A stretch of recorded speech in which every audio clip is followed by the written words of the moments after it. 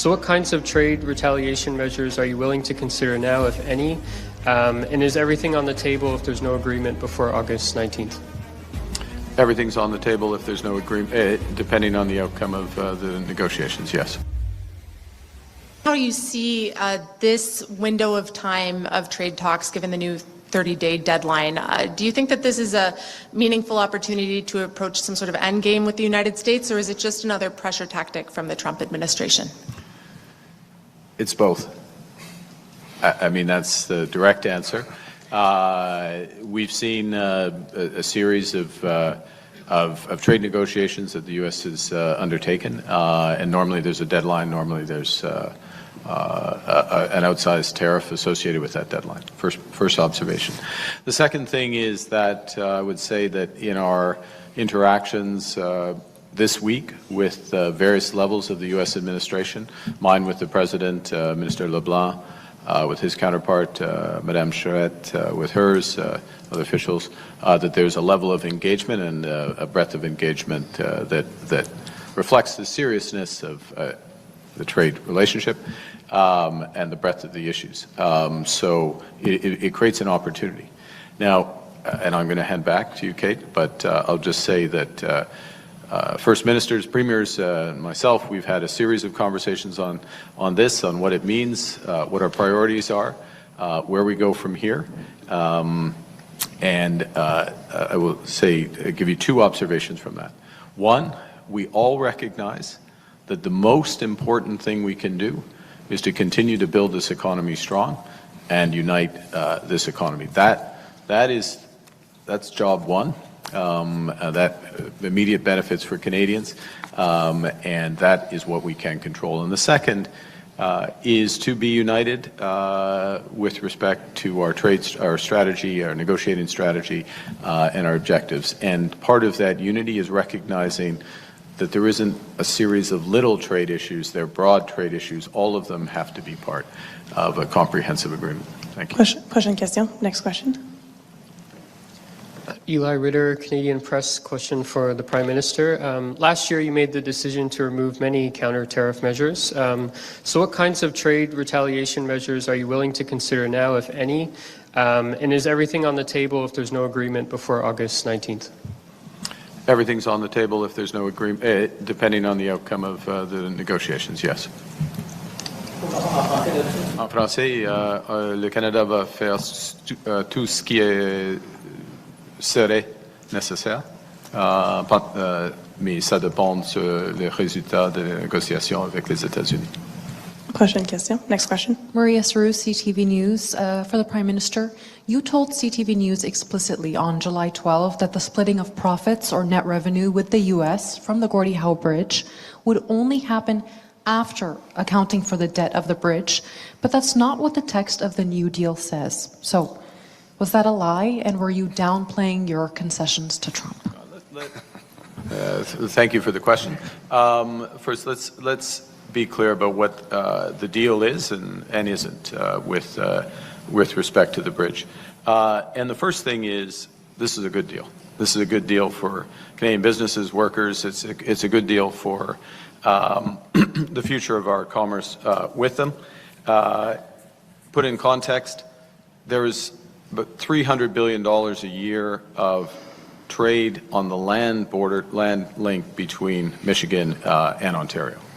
And Premier Ford knows every dime of that trade. He's got it tracked. So $300 billion, a huge amount of trade. So this creates an important link, and it's an absolute, it's an engineering marvel, and it's a testament to the workers who created it. So that's. Secondly, the underlying agreement between Canada and Michigan remains in place. That's the underlying full text, weighty agreement. I'm illustrating the thickness of that agreement. It's in the public domain. Under that agreement, there is no splitting of tolls under that agreement, which is what I was referring to, perhaps imperfectly, but there's no splitting of tolls under that agreement until all of the debt is repaid, debt from Canada. For reference, and it depends on how much traffic, and there's various sensitivities, but for reference, that's about 50 years. It takes about 50 years for that to kick in. In parallel, with this. There is an agreement in principle, which was published earlier this week, between Canada and the United States. And under that agreement, there is a sharing of net revenues after operating expenses, various other expenses, not including debt repayment. That's, I should have been clearer, that's referred to in the Michigan agreement with respect to tolls, but that is under the parallel agreement. But the sharing of proceeds with the United States goes into economic development that would support traffic ultimately on the bridge. So there's an alignment of incentives. The combination of that agreement and the sharing under that, it is a very marginal impact on the overall economics. Okay, very marginal, because it takes time for traffic to ramp up, there's various costs, there's various sharing, it gets fed back in. And to put it in order of magnitude, it's less than 5% in present value of the overall cost of developing the bridge. So that's the overall what it is, what it isn't.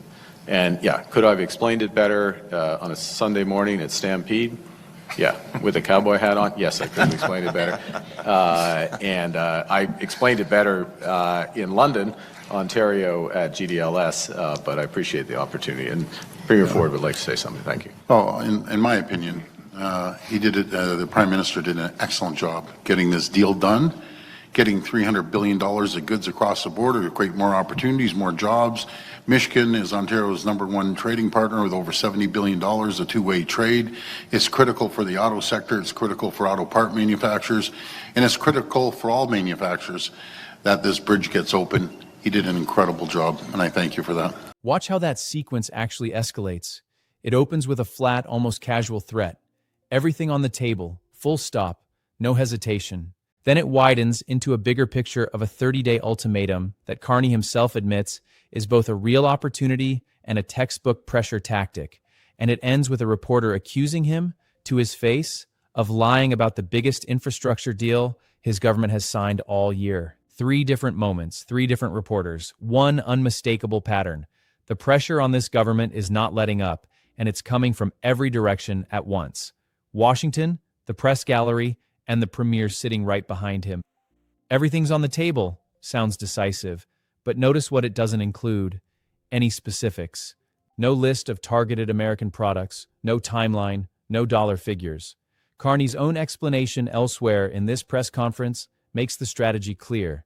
He explicitly said it would be counterproductive to reveal Canada's options in advance. That's a defensible negotiating posture, but it also means this warning is really just a placeholder for a plan nobody outside government has actually seen yet. Buried in this same press conference is a detail that got almost no attention. The United States is expected to announce new Section 301 tariffs affecting roughly 60 countries within days of this press conference, replacing an earlier round of tariffs entirely. Carney's own framing was almost dismissive. He said it will be news, but it's not unexpected. That's a prime minister telling Canadians, essentially, to brace for another tariff headline any day now, delivered with the same flat tone as talking about the weather. Later in the same press conference, a reporter directly referenced comments from U.S. Trade Representative Jameson Greer suggesting Washington wants separate interim deals with Canada and Mexico rather than one unified agreement, the exact strategy Trump's team used during his first term to prevent Canada and Mexico from negotiating as a bloc. Carney's response revealed something the headlines missed. Canada and Mexico are in constant contact behind the scenes, phone calls and visits, specifically to counter that strategy. He used the moment to publicly thank Mexico for sending 200 firefighters to help battle Canadian wildfires, a small human detail that did more to demonstrate real Canada-Mexico solidarity than any diplomatic statement could. By this point in the press conference, Carney had already been asked about the Gordie Howe Bridge multiple times, and his answer to the direct was that a lie question was the most detailed yet, walking through 2 separate legal agreements, a 50-year debt repayment timeline, and a rare on-camera admission that his own earlier explanation wasn't clear enough. Premier Ford's immediate practice-sounding defense right afterward: jobs, trade dollars, incredible job, reads less like a spontaneous compliment and more like a coordinated effort to close the story out before it could generate a follow-up question. Put all three exchanges together and a picture emerges that's more complicated than either pure strength or pure crisis. Canada is publicly threatening retaliation while privately admitting it won't reveal its hand. It's bracing for yet another wave of tariffs while calling it unremarkable. And it's defending a signature trade deal while all but conceding the original explanation of that deal was confusing at best. This press conference wasn't really about any single announcement. It was Canada, in real time, trying to hold three things together at once: a united front with its premiers, a credible threat toward Washington, and its own credibility with reporters who are clearly no longer taking government talking points at face value. Whether that balancing act holds through the next 30 days is the real story still unfolding. Do you think Canada actually has real retaliation options ready, or is everything's on the table just a bluff? Subscribe to Unbiased Canada, hit like, and let us know in the comments.